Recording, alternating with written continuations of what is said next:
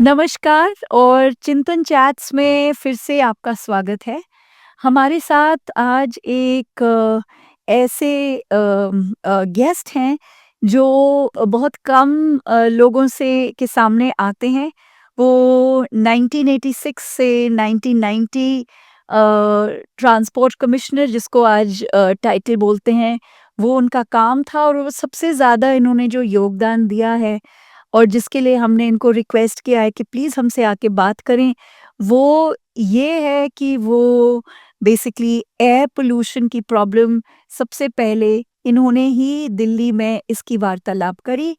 और मैं थोड़ा और बताऊँगी, वो 1977 में इन्होंने आईएएस को जॉइन किया। तो उसके बाद वो फ्रांस में इन्होंने पढ़ाई करी, नेशनल स्कूल ऑफ एडमिनिस्ट्रेशन किया और बहुत बड़े-बड़े पदों में उन्होंने सर्विस दी देश को। और उनका नाम शायद आप में से कुछ लोग जानते हों, वो है मिस्टर शमशेर शरीफ।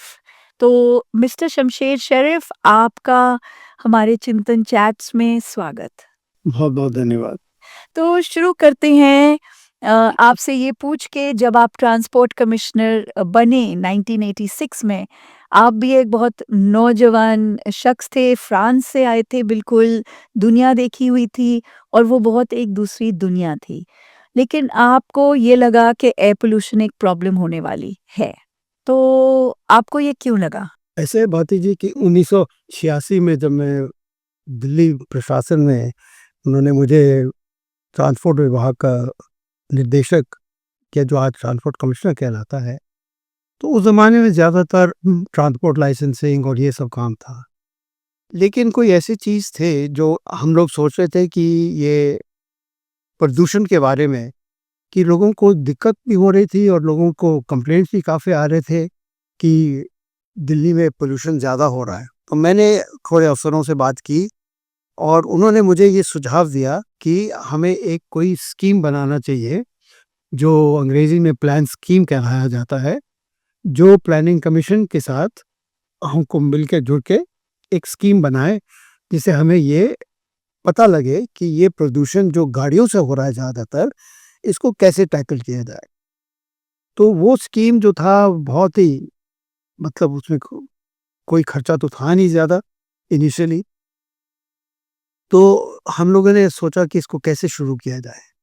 तो एक सुझाव ये आया कि भई लोगों को कहा जाए कि भई आप प्रदूषण गाड़ी, आपकी गाड़ी में प्रदूषण है और आपको चालान किया जाएगा और ये है, वो है। तो फिर मैंने कहा भई ये सब तो ठीक है, लेकिन कोई डाटा भी तो होना चाहिए, कोई डाटा कहाँ है? तो डाटा हमारे पास था नहीं और जो भी डाटा था वो काफ़ी पुराना था, मतलब 1977 से पहले का डाटा था कोई। और जो भी डाटा था वो ज़्यादातर दिल्ली डेवलपमेंट अथॉरिटी, जो दिल्ली को देखता था, मतलब लैंड यूज़ प्लानिंग को देखता है, उनके पास था और वो बहुत ही सिंपल डाटा था। तो हम लोगों ने सोचा कि इसको शुरू किया जाए। तो कैसे शुरू किया जाए? तो उस ज़माने में एक ये एग्ज़ॉस्ट गैस एनालाइज़र कहलाता है, एक इंस्ट्रूमेंट, तो उसके ज़रिए चेक होता है। तो ये ज़्यादातर कंपनियों के अंदर उनके फैक्ट्रीज़ में रहता है, मार्केट में है नहीं और ये इम्पोर्टेड है। उस ज़माने में इम्पोर्ट करना तो बिल्कुल बहुत ही मुश्किल था। तो किसी तरीके से हमने कहा कि भई हमने 2 के लिए परमिशन लिए और 2 हमारे पास आ गए। तो हमने शुरू किया गाड़ियों को, जो गाड़ियाँ रजिस्ट्रेशन के लिए आ रही थी, उनको चेक करने में। तो आश्चर्य की ये बात है कि हमने पहली बार देखा कि सभी गाड़ियाँ पॉल्यूशन कर रही हैं। चाहे नई हो चाहे चाहे पुरानी। नई हो या पुरानी हो, जो है नई थोड़ी कम कर रही थी, जो पुरानी तो वो तो थी, वो तो आपको दिखाई ही देता था, उसमें तो धुआँ निकल रहा था। तो फिर ये डाटा कलेक्शन जो शुरू हुआ, तो फिर इससे ज़ाहिर ये हुआ कि ये कुछ छोटा-मोटा मामला नहीं है, लेकिन अगर ये ऐसे चलता रहा तो फिर बहुत पॉल्यूशन होने वाला है। तो इसको कैसे टैकल किया जाए? तो फिर मैं भारत सरकार के पास वापस गया, मैंने कहा मुझे आप थोड़े और पैसे दीजिए, मुझे थोड़े और ये एनालाइज़र्स करने हैं, ये करना। लंबी कहानी छोटी ये है कि हम लोगों ने 24 जगहों में ये लगा है और लोगों को ये फ्री सुविधा दे दी कि आप लोग जाके चेक कराइए और डाटा हम कलेक्ट करते गए। ये करीब 1 साल के लिए ये चला, 1 साल से थोड़ा ज़्यादा चला ये पूरा। उस टाइम चीफ एग्ज़ीक्यूटिव काउंसिलर, जो आजकल चीफ मिनिस्टर कहलाता है, वो जब वे चंद्र जी थे, वो इसमें बहुत ही कमिटेड थे कि ये इसको करना है और जहाँ भी जाए इसके बारे में बात करते थे। तो उनका पूरा सहयोग था, उनके सहयोग की वजह से हमको ये बहुत आसान हो गया करना। तो उनके सहयोग के साथ हम और इक्विपमेंट ले आए और मोबाइल टीम्स बनाए, लेकिन मुझ पे दबाव ये था कि आप लोगों को चालान कीजिए। तो मैं कहा भाई देखो चालान तो तब होता है जब आदमी गलती करे, लेकिन गलती तो इनकी नहीं है ना, गलती तो गाड़ी की है। तो गाड़ी में गलती क्यों है? उसको हमें टैकल करना पड़ेगा। तो करते कराते हमको ये पता लगा कि भाई वो गाड़ी की जो इंजन की डिज़ाइन है, उस ज़माने में ये सब गाड़ियाँ तो 3-4 ही मॉडल थी, कोई नई कोई गाड़ियाँ नहीं थी। एम्बेसडर और फिएट। टू व्हीलर्स भी क्या था, हाँ। बजाज वेस्पा था और लैबोरेटर था। तो हमने कहा कि भाई चेक किया जाए क्यों हो रहा है? तो एक तो ये था कि जो उसकी जो पेट्रोल है या डीज़ल है, जो भी है, ये इसमें मिलावट है। चलो, और घटिया क्वालिटी और की है। घटिया क्वालिटी की है, तो वो एक विषय हो गया कि भाई क्वालिटी ऑफ फ्यूल, उसके ऊपर थोड़े तवज्जो देनी चाहिए। तो वो हमने चिट्ठियाँ लिखी मिनिस्ट्री को, इन लोगों को, भाई इसको आप ज़रा ठीक कराइए। लेकिन उसके बावजूद भी कम नहीं हुआ था क्योंकि डिज़ाइन में गाड़ियों में इंजन ही इंजन ही वैसे था, क्योंकि ये सब पुराने इंजन थे 1950 के पहले, 1946 के पहले। तो फिर करते कराते ये स्पष्ट हो गया कि दिक्कत इंजन में है और मेंटेनेंस तो है ही थोड़ा बहुत, बट इतना ज़्यादा नहीं कि ये। तो मैंने बिल्कुल कहा कि नहीं, ये आप लोगों को चालान नहीं करेंगे, बल्कि हम उनको एजुकेट करेंगे कि ये प्रदूषण के क्या-क्या इफ़ेक्ट है। तो उस ज़माने में एक प्रोफ़ेसर थे आईआईटी दिल्ली में, एचबी माथुर करके, उनसे मेरे इत्तेफ़ाक से बातचीत हो रही थी, तो उन्होंने कहा कि हम लोग एक इसका वो कर सकते हैं, एक सर्वे। और उन्होंने किया और पहली बार उन्होंने एक पूरा ये एयर क्वालिटी मॉनिटरिंग स्टेशन 2-3 जगह लगाए और जब डाटा निकला तो हम तो भाई बहुत ही घबरा गए। उसमें मेडिकल के सब उसने बता दिए, डॉक्टरों को दिखाया तो उन्होंने कहा जो भी आजकल हम देखते हैं गला का, आँख का, ये वो सब इसमें से, कैंसर का, लंग्स का, तो सब डाटा आ गया। आप ये बोल रहे हैं कि 1986-87 में ये सब चीज़ें रिपोर्ट स्पष्ट हो रही थी, ने रिपोर्ट बनाई कि सर ये 35 साल हाँ, पहले। और ये आगे जाके तो ये तो और भी बुरा, क्योंकि हमें घबराहट थी कि जो बच्चे जो हैं, जो पैदा हो रहे हैं, कि उनकी लिवर, उनकी किडनी वो पूरे ग्रोथ नहीं होंगी इसकी वजह से। बिल्कुल। ठीक है? उसके बाद तो है ही लोगों के आँख में जो आजकल हम देखते हैं, क्योंकि oxides of hydrocarbon and nitrogen oxides मिला के तो स्मॉग होता है। बिल्कुल। तो ये तो इसकी वजह से लोगों को हम घबराना नहीं चाह रहे थे, लेकिन मैंने कहा इसको टैकल करो। ये मास्क वास्क लगाने से तो आप क्या करेंगे, थोड़ा बहुत आप कर लेंगे, लेकिन मेन चीज़ टैकल करो। तो उसको क्या किए कि ये जब रिपोर्ट आ गया तो ये मैंने सरकार को दिखाया कि ऐसी-ऐसी बात है, अब इसको हमें आगे लेना चाहिए। तो फिर भारत सरकार को भी बताया कि ऐसी-ऐसी बात है। करते कराते जो है हम इस 24 स्टेशन से बहुत डाटा निकाल लिए। जब डाटा निकल गया, आ गया पूरे पब्लिक के सामने, तो उससे बहुत क्लियर हो गया कि डिज़ाइन का प्रॉब्लम है। उस ज़माने में एक मिनिस्टर थी, Mrs Menaka Gandhi, environment minister. ना। तो उन्होंने एक मीटिंग ली। तो उस मीटिंग में मैंने उनको बताया कि देखिए मैडम, ये जो है, आप तो कहते हैं कि इसको प्रोसिक्यूट करो, ये करो, डीटीसी बसेस ये कर रहे हैं, लेकिन डिज़ाइन का प्रॉब्लम है।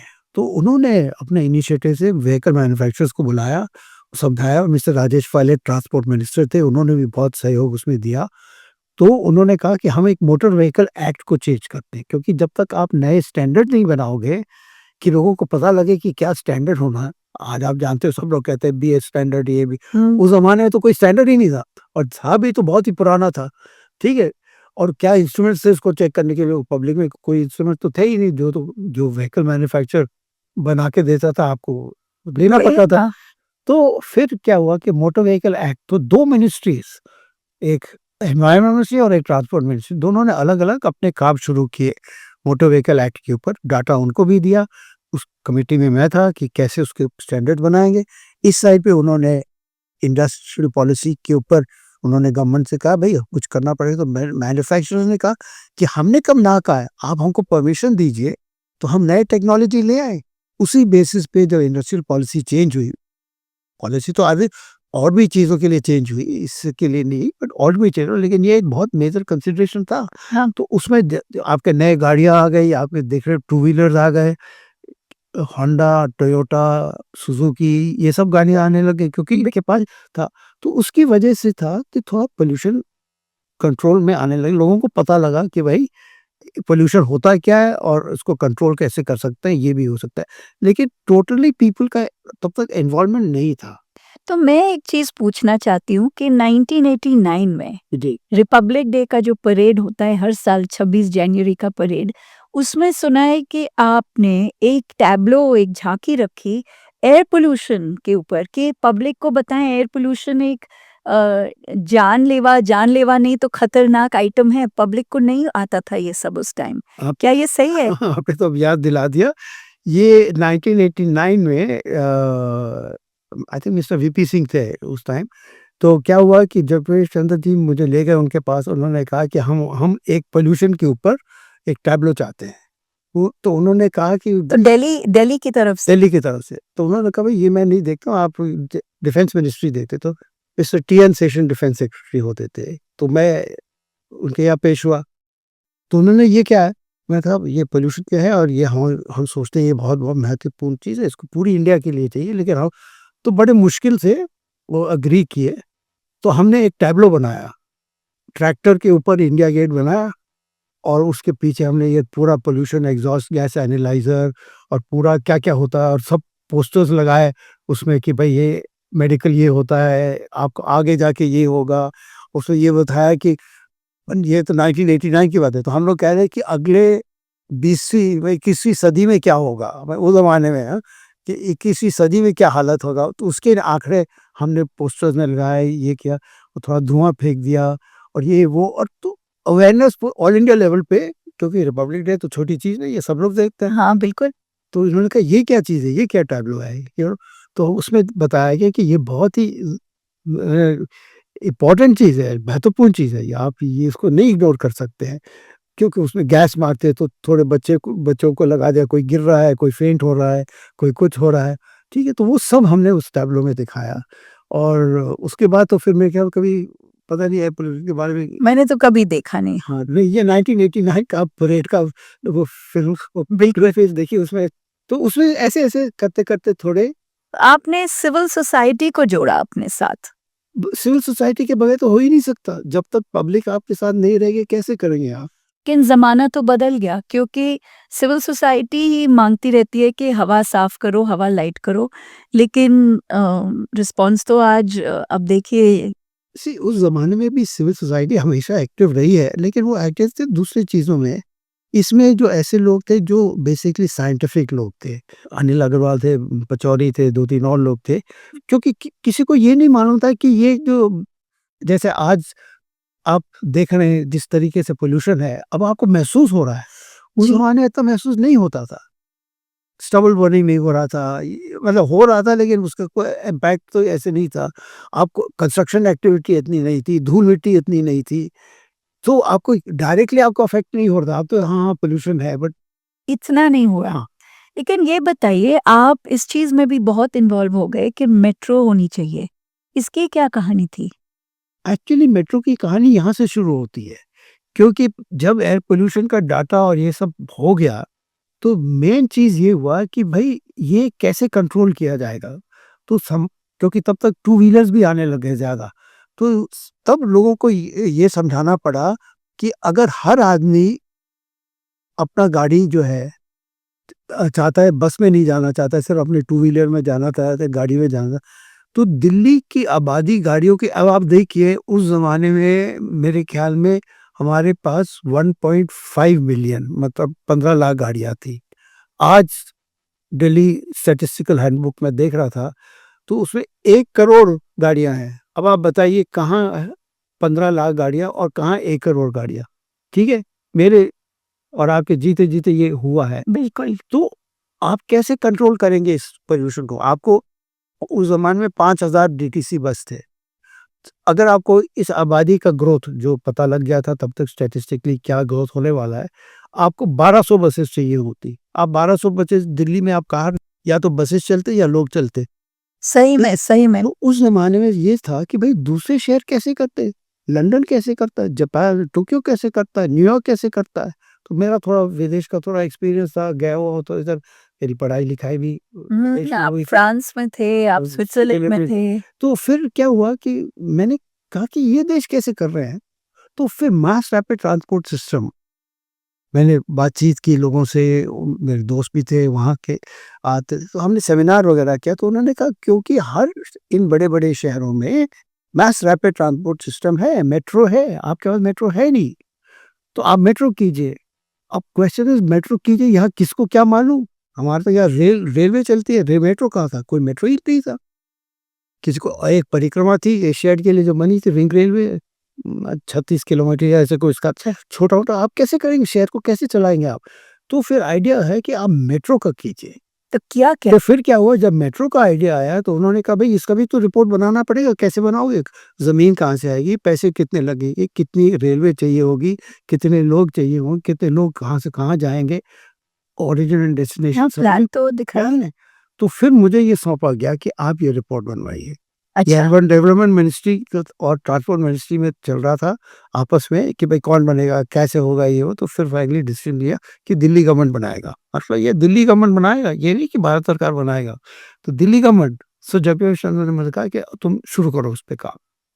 तो हमने शुरू किया उस पे, बहुत ही कम पैसे से शुरू किया। यहाँ पे समरी भी है मेरे पास। हाँ, वो फिर हमने पूरा रिपोर्ट बनाया, तो फिर उस रिपोर्ट बनने में करीब 3 साल लग गए, 3 साढ़े 3 साल, क्योंकि फिर हमें लोगों को लाना पड़ा। ये आखिर ये कोई इंजीनियर बैठे-बैठे तो नहीं बना सकता। तो जो कलकत्ते वाले इंजीनियर थे, जिन्होंने कलकत्ता मेट्रो बनाए थे, मैंने उनसे बात की। फिर हमने यहाँ एक मेट्रो अथॉरिटी बनाई और रजिस्टर्ड सोसाइटी की इसकी। फिर उनको हमने यहाँ कॉन्ट्रैक्ट साइन किया और उसके बेसिस पे हम लोगों ने काम शुरू किया। और उसके लिए थोड़ा पैसा हमने अपने ही लोकल दिल्ली गवर्नमेंट के फंड्स के अंडर ही माइंड यू, थोड़ा भारत सरकार से मिला, बट यहीं से जुगाड़ करके यहाँ से काटा, वहाँ से काटा, इधर से काटा और हमने ये 3 साढ़े 3 साल में ये 4 वॉल्यूम रिपोर्ट बनाई। एक चीज़ आपने बड़ी स्मार्ट करी कि जो ऑलरेडी जानकार थे, प्रैक्टिकल उनको आता था कलकत्ते की मेट्रो से, उन्हीं को उठा के आपने एक टाइप से उनकी नॉलेज को रिसाइकिल हाँ, किया। क्योंकि वो लोग सब विदेश भाग रहे थे, क्योंकि उनको दुबई उस टाइम जो दुबई तो क्या उस टाइम बन ही रहा था, मतलब हाँ, तो बड़ा नहीं हो गया था।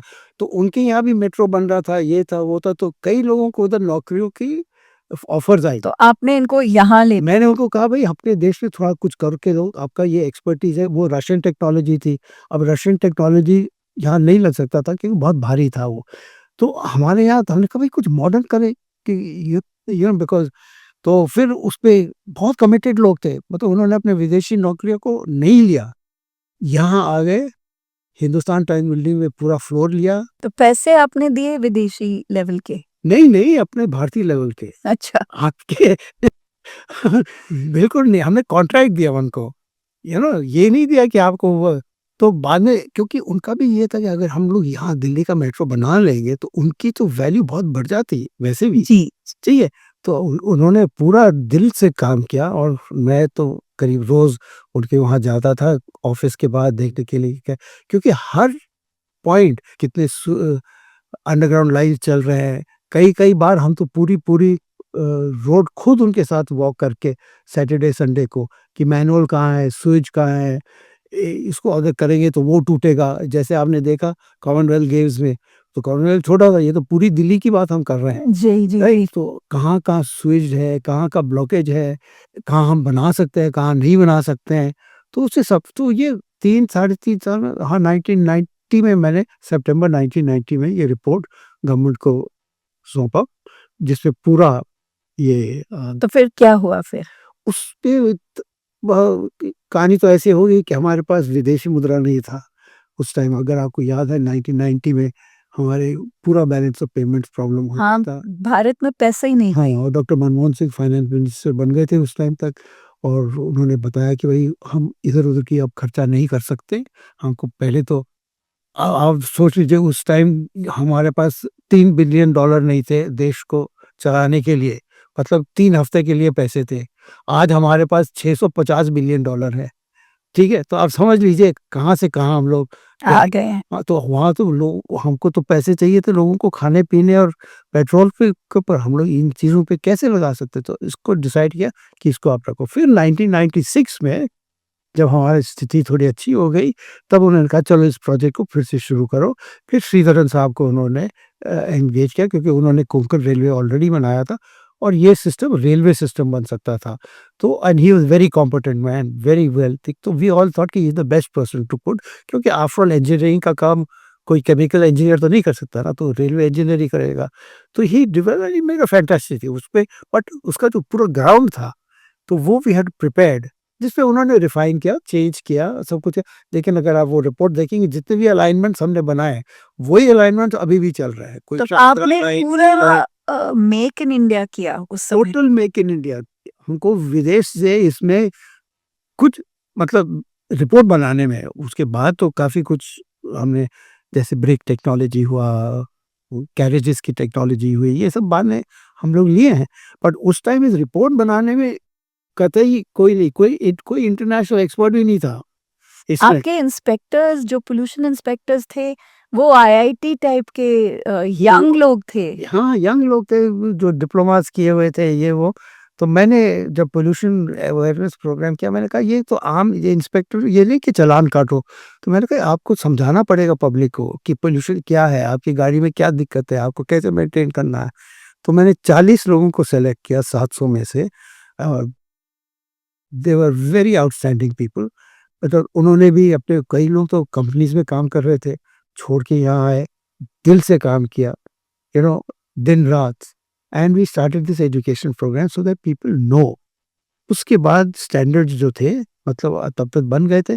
फिर प्रोसिक्यूशन का भी बना। मुझे याद है उस टाइम कुछ बहुत दबाव हुआ कि साहब 1000 रुपए आप फाइन कीजिए। मैंने कहा देखो 1000 रुपए ज़्यादा होता है लेकिन पॉइंट इज़ कि अगर करना है तो उसी को पकड़ो जो सचमुच पॉल्यूट कर रहा है। आपने उसको समझाया है 10 बार कि आप अपनी गाड़ी का ये ठीक कराओ इसको ये वो और नहीं किया तब जाके प्रोसेस नहीं करो। सही। उस तरीके से शुरू हुआ ये। तो आप ये बोल सकते हैं अंत में हम ये ज़रूर चीज़ ये बोल सकते हैं कि एक ज़माना था 35 साल पहले, जहाँ आप भी यूथ थे, आपके इंजीनियर्स यूथ थे, आपके रिसोर्स पीपल यंग थे और एक पूरा ज़माना था कि यूथ ने देखा कि हम एयर पोल्यूशन को कम कैसे कर सकते हैं और अपने-अपने लेवल पे सबने मतलब कोऑपरेट किया सेंट्रल लेवल, दिल्ली लेवल, हर एक मिनिस्ट्री ने ताकि इस चीज़ को थोड़ा प्रिवेंट करें। बिल्कुल सही फरमाया आपने। एक बार उनको कन्विंस हो गए कि ये हो सकता है तो आई थिंक हमारे अपने लोग ने जो काम किया ये यही है सिविल सोसाइटी अगर आपके पास है और वो करेंगे तो सब कुछ हो सकता है। तो काफ़ी ज़माना बदल गया है क्योंकि आज हम इतने प्रदूषित हैं, एनसीआर में कितनी प्रदूषित शहर हैं और एक तरीके से एक लोग भाग रहे हैं इस सिटी से, बोल रहे हैं कि इसका कुछ नहीं हो सकता। तो अंत में आपकी क्या राय है कि इसका कुछ नहीं हो देखो सकता? भागने से कोई किसी को रोक नहीं सकता है, लेकिन मेरे ख़्याल में भागने से कोई सुझाव तो होगा नहीं, कोई हल तो जी। होगा नहीं। इसमें आपको पब्लिक ट्रांसपोर्ट को और ऑगमेंट करना पड़ेगा, जिससे लोग अपनी गाड़ी ना ले जाएँ, सिर्फ़ ज़रूरतमंद ले जाएँ। क्योंकि उनकी भी तो समझिए उनको ऑफ़िस जाना है, बच्चों को स्कूल छोड़ना है और चीज़ें भी करनी अगर आप उनको एक अच्छा सुविधा दे दें, अब ज मेट्रो नेटवर्क बढ़ रहा है, इस पे थोड़ा और पैसा खर्च करें, इसको और बढ़ाएँ, दूसरे रीजन में करें, इंडिया में करें, 100 सिटीज़ हैं। अब हम दिल्ली की बात कर रहे हैं, अब भई वहाँ पे तो शुरू करो, नहीं तो अगले 100 साल में वो भी इसी हाल में पहुँच जाएँगे। तो लोग बोलते हैं और ये मेरा फाइनल सवाल है क्योंकि मेरे इतने सवाल हैं लेकिन मैं गिन चुन के पूछ रही हूँ कि लोग बोलते हैं कि ये पब्लिक ट्रांसपोर्ट कभी भी प्रॉफिटेबल नहीं होता और उसको एक नेगेटिव चीज़ से लेते हैं। क्या आप ये मानते हैं कि पब्लिक ट्रांसपोर्ट एक्चुअली कोई ज़रूरत नहीं है क्योंकि ये पब्लिक गुड है, इसको प्रॉफिटेबल नहीं बनाने की ज़रूरत है? मेरे अंदाज़ में अगर आप पूरी दुनिया में देखें, सिंगापुर से लेते हुए, यूरोप लेते हुए, चाइना, वहाँ भी मैं काफ़ी गया हूँ वगैरह, public transport can not be profitable. एक उसके लिए आपको कहीं न कहीं से एक सब्सिडाइज़ करना पड़ता है, आपको कहीं से क्रॉस सब्सिडाइज़ करना पड़ता है। अब पुराने ज़माने में डीटीयू होता था डीटीसी से पहले, और वो और देसू दोनों एक ही कंपनी थे। तो जो बिजली से थोड़ा पैसा बनता था वो बस में लगाते थे। इसी तरीके से अभी भी अगर आपको पब्लिक ट्रांसपोर्ट को करना है तो आप सर्टेन परसेंटेज आपको रखना पड़ेगा जो सरकार देगी किसी हालत में, because it's a public good. School के बच्चे आप जानते हैं करीब, अब पता नहीं अब क्या फ़िगर है, लेकिन करीब अ स्कूल स्कूल चिल्ड्रन, इसलिए आपका पूरा बस सिस्टम उस बेसिस पे चलता है कि सुबह स्कूल बसेस आती हैं। क्यों तो आपको मानना पड़ेगा इज़ अ पब्लिक गुड। ठीक है, आप प्राइसिंग अलग कर सकते हैं, ठीक है? आप प्राइसिंग अलग कर सकते हैं, ऐसी कोई बात नहीं है। आप नॉन पी कार्ड्स ये सब आप कर सकते हैं। बट बेसिक है कि पब्लिक ट्रांसपोर्ट को आप you can not make it a profitable venture. आप मतलब ये नहीं कि कि हर चीज़ का कॉस्ट कवर हो जाएगा। नहीं हो हाँ, सकता। उस ये तो इसी के साथ आपका बहुत धन्यवाद। आपका बहुत टाइम लिया है, लेकिन आपके पास इतनी जानकारी है और एक तरीके से इंडिया में हम सब लोगों को बहुत जानकारी मिली है कि ये थिंकिंग कैसी थी और वहाँ हमने क्या-क्या सॉल्यूशंस देखे और हमारे लिए ये बहुत ज़रूरी चीज़ है आगे सोचने के लिए और आपके मार्गदर्शन के लिए बहुत धन्यवाद। बहुत-बहुत धन्यवाद। Thank you.